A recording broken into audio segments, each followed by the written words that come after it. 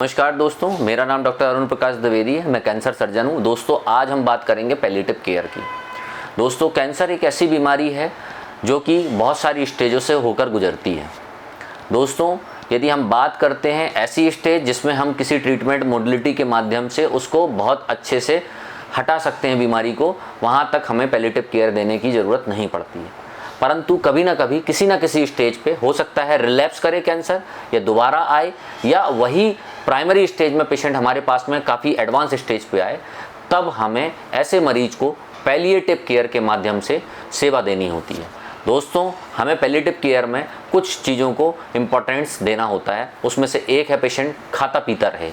कभी कभी ऐसी स्टेज आती है कि फूड पाइप हमेशा के लिए बंद हो जाता है, या पेशेंट्स के कैंसर ऐसी जगह पर होते हैं जहां से वह मुंह से अपना पानी नहीं ले पाता है। ऐसी परिस्थिति में हमें उसको पाइप के माध्यम से खाना पीना देना पड़ता है, चाहे वो नाक के माध्यम से जाए, चाहे वह पेट के माध्यम से जाए। दूसरा दोस्तों, कभी कभी हमारे पास में ऐसे पेशेंट्स आते हैं कि वो ब्लीड कर रहे होते हैं, चाहे वो बच्चेदानी का कैंसर हो, चाहे स्तन कैंसर हो, चाहे ओरल कैंसर हो। ऐसी परिस्थितियों में हमारे पास में जहाँ पे हम उसको क्योर नहीं दे सकते, या पेशेंट बहुत लीन थिन हो गया है, या पेशेंट ऐसी हालत में नहीं है कि हम उसे कोई ट्रीटमेंट दे पाएँ, तो हमारा टारगेट रहता है कैसे भी करके हम उसकी ब्लीडिंग रोक दें। दोस्तों, कुछ इंजेक्शन के माध्यम से, कुछ सॉल्यूशंस के माध्यम से, एवं कहीं कहीं पे सर्जरी के माध्यम से हम उस ब्लीडिंग को रोकने का प्रयास करते हैं। दोस्तों, तीसरी चीज़ है उस पर बदबू आना, फाउल स्मेल आना, कीड़े पड़ना। दोस्तों, कभी कभी हमारे पास में बहुत फंगेटिंग मास आते हैं, और बहुत सारे ऐसे पेशेंट्स आते हैं जो कि एकदम लीन एंड थिन है, दुर्बल हैं, और जिनमें इतनी ताकत भी नहीं है कि हम उतने पोर्शन को हटाकर उसकी सर्जरी को साल्वेज सर्जरी भी कर सकें। ऐसी स्थिति में उनके यहाँ से दुर्गंध आ रही होती है, बदबू आ रही होती है, कीड़े पड़ रहे होते हैं। ऐसे केसेस में हमें दोस्तों उनकी मदद करनी होती है।